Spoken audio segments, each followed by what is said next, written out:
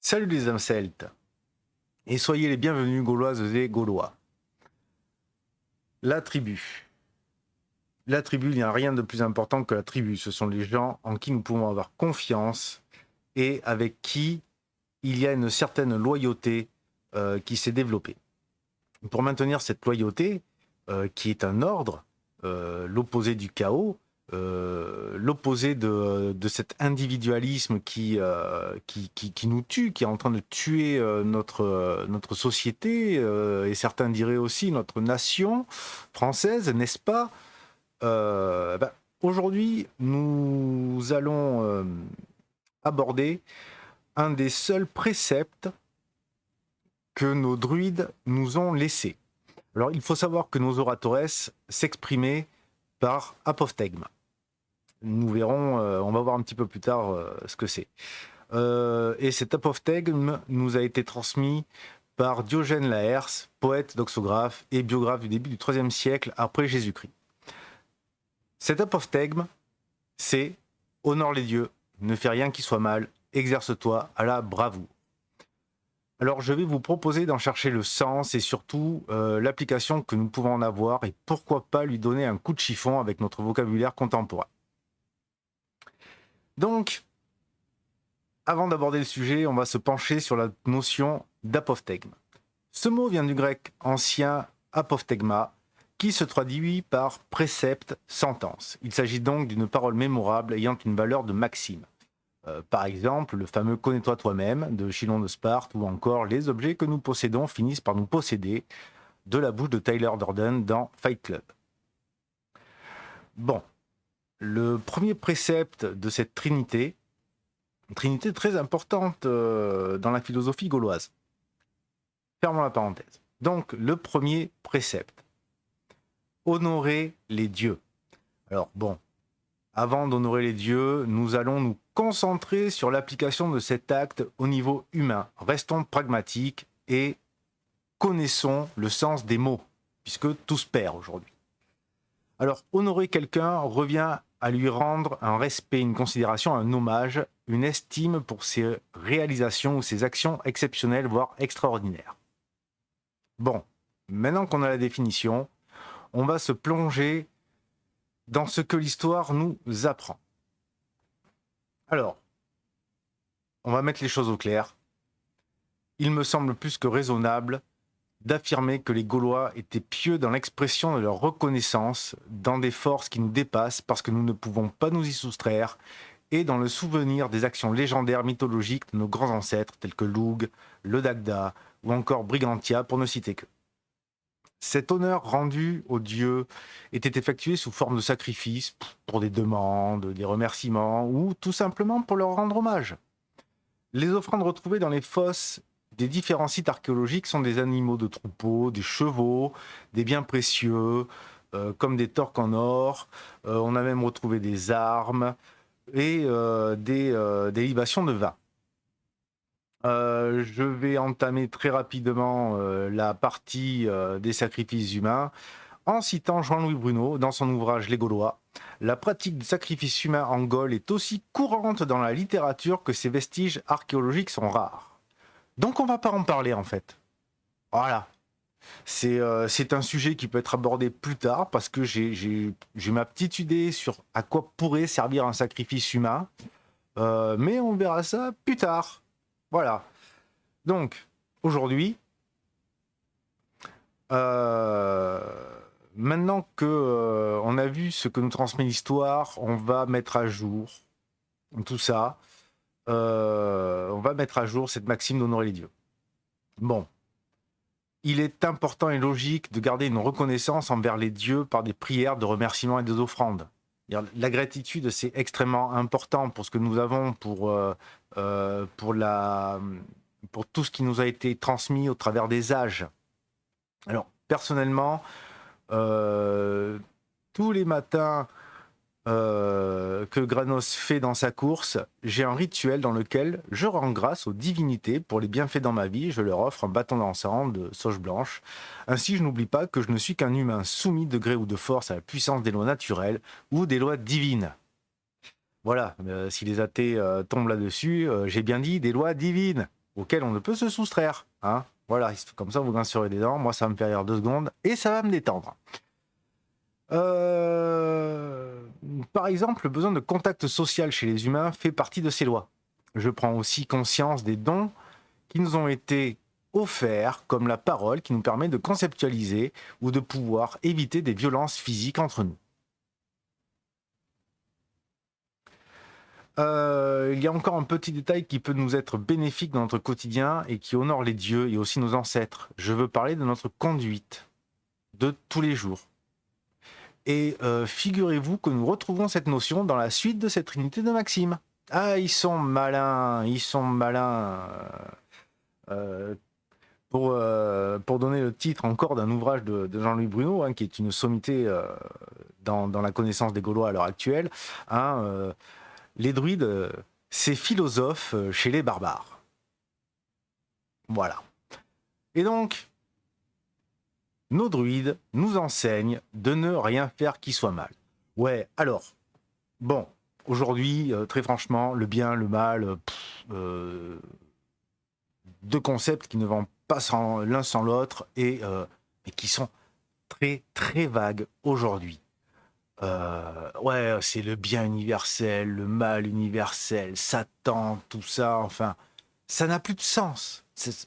Ça n'a plus de sens. J'y reviendrai peut-être dans un autre podcast. Si ça vous intéresse, vous me le dites, et puis je ferai une petite bafouille sur le sujet, et puis voilà.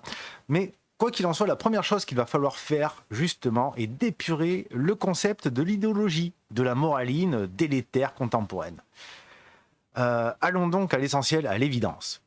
Tout le mal que nous pouvons subir n'est ni plus ni moins qu'une situation nocive dans laquelle nous nous retrouvons. Comment se définit ce qui est nocif ? On va ouvrir le Larousse, hein. Le bon vieux Dico, c'est toujours utile, faut pas s'en priver, ce serait con, c'est un outil formidable. Nocif, du latin nocere ou nocere, hein, les latinistes préféreront la prononciation, qui veut dire préjudice. C'est quelque chose de nature à nuire, à être dangereuse, à porter préjudice. Nous pouvons donc déduire que le but du jeu est de ne pas commettre d'actions qui soient préjudiciables à soi, sa famille, son clan et les autres pour des relations économiques, géopolitiques, intertribales. Voilà, vous comprenez l'idée à travers les échanges qu'il peut y avoir. Alors, faut pas non plus oublier une notion très importante chez les Gaulois, celle des ancêtres dont vous incarnez la lignée par le don que vous portez. Il est à noter que les tribus gauloises disaient descendre d'une divinité particulière, donc un grand ancêtre. Faire un acte nocif peut poursuivre votre nom sur plusieurs générations, ce qui est hautement préjudiciable, notamment lorsqu'on veut redorer son blason. Vous noterez que l'histoire, les fils ne porteront pas les péchés de leur père. Non, mes couilles, t'es fils d'alcoolique. Bon, en général, t'es destiné à devenir alcoolique. Les gens sont tels qu'ils sont. Ça n'a jamais marché, ces conneries-là. Jamais. Faut arrêter. Bref. Revenons à nos moutons. Dans cet apophthegme, il est avant tout question de prévoir les nuisances que peuvent avoir nos actes ou ceux des autres sur nous afin d'en tirer un bien, un bénéfice, ou d'éviter des conséquences bien plus funestes. Il est aussi question du rapport à soi, pas uniquement le rapport aux autres. Il est bien évident que si nous sommes encouragés à prendre soin de notre corps et de notre esprit, ça ne peut être que bénéfique, ça ne peut être qu'une valeur ajoutée, un bénéfice que l'individu va pouvoir apporter au groupe. Si vous avez des routines, si vous avez des exemples à me citer, les commentaires vous sont ouverts, hein, allez-y, n'hésitez pas. Bien, continuons à naviguer sur le fleuve qui s'écoule vers l'océan. Ah, quel poète disparu, le poète disparu. Le dernier précepte, mais non le moindre, s'exercer à la bravoure. Alors, je vais vous raconter un petit peu l'anecdote derrière l'interprétation que j'en ai tirée. Il y a quelques années, j'ai découvert avec Aristote durant ma petite virée chez les royalistes. La pratique de la vertu, la droite raison, a été une véritable révélation pour moi. Parce que, je vais digresser un peu, graisser. en vrai, peu importe le régime politique dans lequel vous vous trouvez, si les personnes qui sont à la gestion, qui sont au pouvoir, ne pratiquent pas la droite vertu, ça ne peut qu'aller dans la merde. Ça ne peut que mal finir. Voilà, c'est tout. C'est la vertu, la droite raison, l'action dans la juste mesure. Tout le monde doit la pratiquer. C'est une évidence. Donc revenons à nos moutons. Et ben, dans s'exercer à la bravoure, voilà, j'y vais arriver. Dans s'exercer à la bravoure, eh bien, la bravoure est synonyme de courage. Courage qui est une vertu, le juste milieu, la juste mesure entre un excès et un défaut, entre deux extrêmes. La lâcheté qui est le défaut et la témérité qui en est l'excès. Eh bien, dans son ouvrage Les religions gauloises, Jean-Louis Bruno nous transmet, ouais, c'est ma source principale, nous transmet que cette maxime se dit en grec ancien